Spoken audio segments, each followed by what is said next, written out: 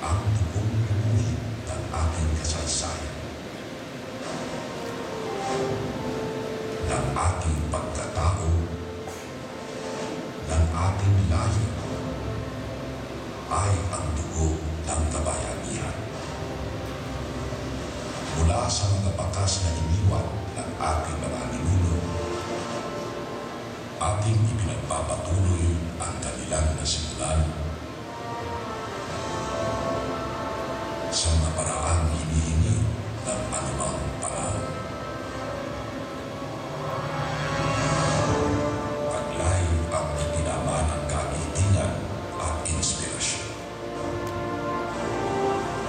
Dahil ang apoy na sumiklab ilang siglo na ang nakalilipas ay nabubuhay pa rin sa atin hanggang ngayon.